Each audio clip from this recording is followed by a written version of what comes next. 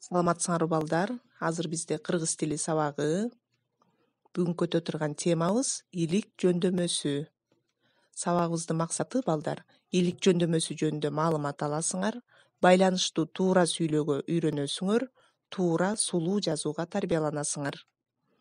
Балдар, илик жөндөмөнүн эрежесин суроосу менен так билип, сөздөргө мүчөсүн туура улай билсеңер, сүйлөө кебиңер түшүнүктүү болуп, сабаттуу болосуңар.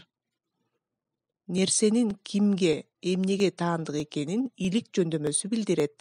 Кимдин, эмненин деген суроолорго жооп берет. Негизги мүчөсү нын, уңгудагы үндүү үнсүзгө карай 12 түрдүү өзгөрөт.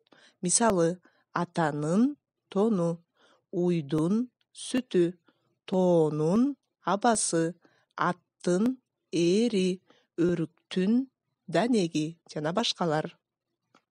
Эми балдар, биринчи көнүгүнү карайбыз. Текстеги окуяны, каармандарды, окуя болгон жерди жана мезгилди айтып берип, сүрөт боюнча класстер түзөсүңөр. Экинчи көнүгү. Тексттен суроо берип, илик жөндөмөсүндө турган сөздөрдү көчүрүп жазасыңар, аларга жаңы сүйлөмдөрдү түзөсүңөр. Үчүнчү көнүгү. Макалдын маанисин түшүнүп көчүрүп жазып, илик жөндөмөсүндө турган сөздөрдүн астын сызасыңар. Төртүнчү көнүгү. Илик жөндөмө мүчөсүнүн баардык түрү боюнча мисалдарды жазасыңар балдар. Үйгө тапшырма 5-көнүгү.